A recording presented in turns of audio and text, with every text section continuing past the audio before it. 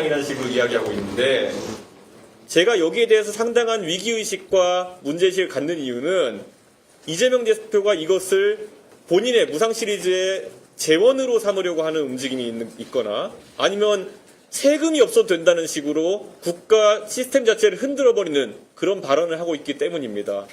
어떻게 엔비디아 배당금으로 국가의 세금을 없앨 수 있다는 식의 그런 논리가 가능합니까? 그런데 오늘 그 논리를 강화하는 민주당의 모습을 보면서 참 위험한 경제관이구나 느꼈습니다. 예. 혹시 질문 있으신가요?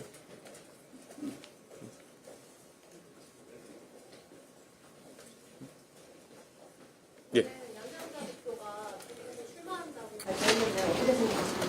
뭐 개혁신당의 당원 당규에 따라서 개혁신당도 충분히 다양한 대선 주자들이 나올 수 있는 당이고 실제로 개혁신당은 이미 사실상 보수로서의 가치를 상실해버린 국민의힘에 대비되는 선명한 보수적 가치관과 그리고 지금까지 이런 계엄에 대해 가지고 반대 입장을 선명히 가져왔던 정당이기 때문에 충분히 많은 도전자들이 있을 수 있다 이런 생각을 합니다. 대만 TSMC도 정부 대만에서 투자해가지고 키운 기업이다라는 반론도 있는다고 생각하고요. TSMC는 대만에서 아예 국영기업으로 시작해서 5년 만에 민영화를 했습니다. 그래서 TSMC의 정부 지분율은 6%에 불과하고 우리나라의 삼성전자도 지금 국민연금의 지분율이 7%가 넘는 것으로 알고 있습니다. 그런 상황 정도에 해당하는 것이지 그러니까 나중에 연기금이나 아니면은 국부펀드에서 투자해가지고 그 정도의 지분을 획득하는 것은 가능하나 지금 무슨 벤처 캐피탈처럼 국가를 운영하겠다고 하는 그런 이재명 대표의 발상이라고 하는 것은 기업의 생장기와도 맞지 않는다는 말씀 제가 드린 바 있습니다. 예. 우리나라에도 보면 민영화된 기업들이 덜어 있습니다. 예를 들어 SK텔레콤 같은 경우에도 뭐 민영화가 된 기업인데요. 뭐 그런 것을 또 민주당이 민영화를 좋아하는 건 또 아니지 않습니까? 아예 국영기업이 민영화된 사례를 들고 와가지고 지금 이런 것을 이야기하는 것은 옳지 않다. 오히려 빅테크 기업을 어떻게 정부가 초기부터 키울 수 있냐에 대해 가지고 이재명 대표가 안이하게 생각하고 있기 때문에 문제가 되는 것입니다. 엔비디아가 될 기업을 특정해가지고 만약에 국가가 선별해서 지원할 수 있다 그러면은 그 국가는 대단한 국가입니다.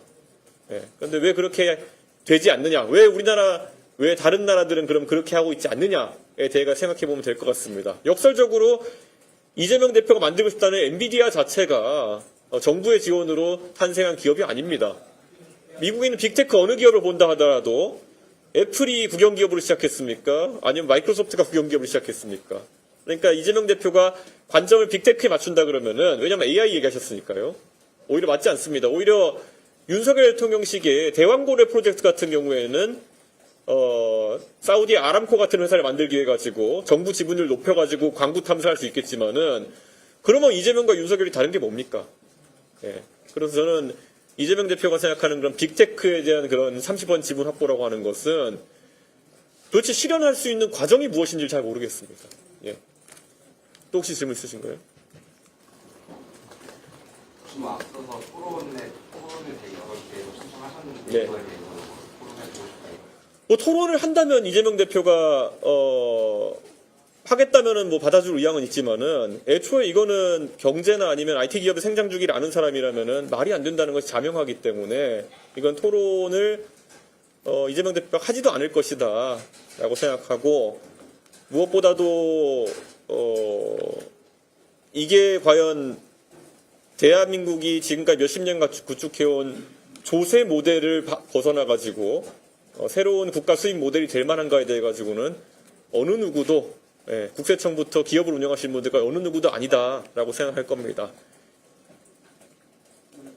예. 이재명 대표가 페이스북 우전에만 이런 4개 올리면서 적극 반박하고 있는데 결국에는 있을지 모르는 대선에서의 표를 의식하는 행위라고 보시는 거예요?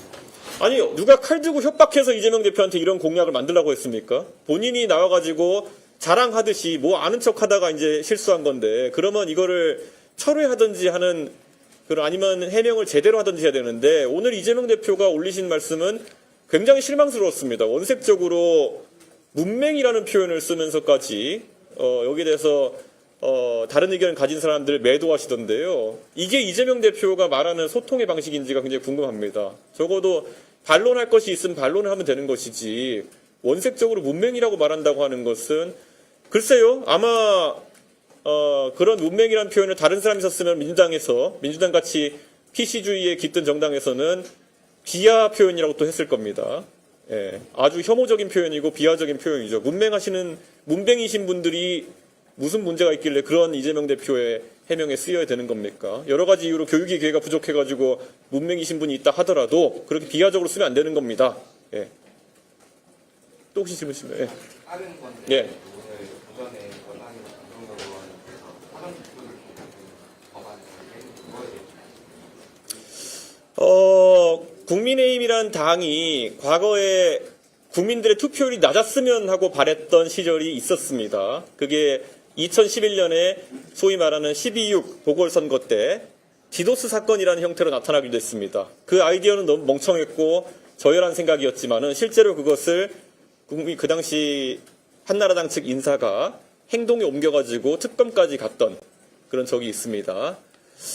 그 당시 투표율이 낮아지면 젊은 층이 적게 투표할 것이다 라는 생각 때문에 그런 행동을 했을 거로 추정되는데 그게 한나라당이 그 당시 유리하다고 하는 것 자체가 그 당이 얼마나 자신감이 없는지를 드러내는 상황이었다 이렇게 생각합니다. 반대로 2021년에 국민의힘이라는 당은 결국 그때 제가 대표로 있을 때 피선거권과 선거권 연령을 낮추자는 주장을 할 정도로 젊은 세대의 표를 얻는 것에 적극적이었습니다. 그럼 다시 한 3년 정도의 시간이 지나서 지금 사전투표제가 만약 폐지되게 되면은 투표권을 실질적으로 박탈당할 사람들이 누구겠습니까? 지방에서 서울로 유학 와가지고 어떤 이유로 주소지와 실거주지가 일치하지 않는 분들, 아마 그런 유학생들이나 아니면은 일하러 올라온 청년들이 가장 투표권을 박탈당할 위기에 놓일 겁니다. 그렇다면 지금 국민의힘이 그런 것을 만약에 폐지하자고 한다면은 젊은 세대에게 표를 받아서 유리할 것이 없다라고 생각한다고 볼 수밖에 없는 겁니다. 저는 굉장히 안타까운 모습이고 여기서 또 이제 어떤 분들은 본투표를 3일로 늘리면은 사전투표를 대체할 수 있다 같은 말을 하는 분도 있는데요. 그거는 선거를 안 뛰어본 분들은 선거에서 그게 무슨 의미인지 모르는 경우가 더러 있는 것 같습니다. 말씀드린 대로 투표할 수 있는 인원이 제약되는 것도 있고요.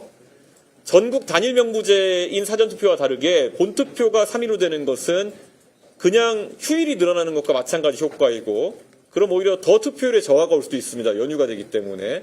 그러니까 자꾸 이런 투표율을 떨어뜨리는 아이디어를 낸다는 것 자체에 대해서 저는 굉장히 분노하고 그런 말이 좀 안 나왔으면 좋겠다 하는 생각입니다. 네, 여기까지 하겠습니다.